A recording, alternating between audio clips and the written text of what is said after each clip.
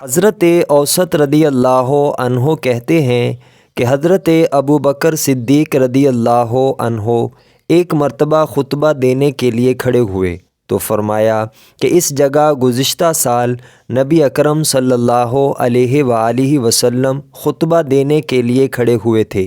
یہ کہہ کر آپ رضی اللہ عنہ رو پڑے۔ پھر فرمایا اللہ سے درگزر کی درخواست کیا کرو، کیونکہ ایمان کے بعد عافیت سے بڑھ کر کوئی نعمت کسی کو نہیں دی گئی۔ سچائی کو اختیار کرو، کیونکہ سچائی کا تعلق نیکی کے ساتھ ہے اور یہ دونوں چیزیں جنت میں ہوں گی۔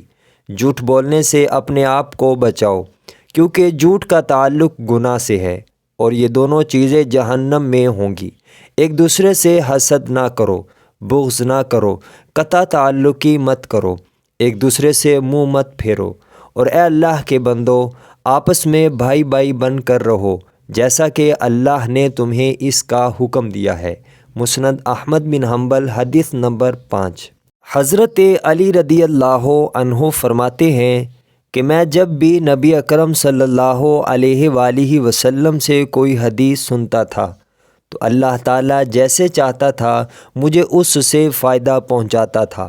جب کوئی دوسرا شخص مجھ سے نبی اکرم صلی اللہ علیہ وآلہ وسلم کی کوئی حدیث بیان کرتا تو میں اس سے اس پر قسم لیتا۔ جب وہ قسم کھا لیتا کہ یہ حدیث اس نے نبی اکرم صلی اللہ علیہ وآلہ وسلم ہی سے سنی ہے، تب کہیں جا کر میں اس کی بات کو سچا تسلیم کرتا تھا۔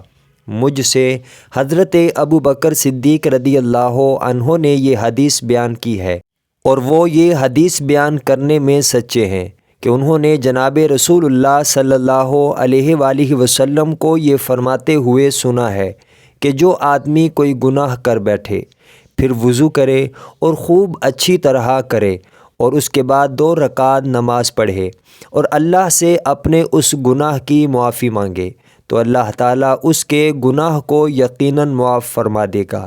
مسند احمد بن حنبل، حدیث نمبر 2۔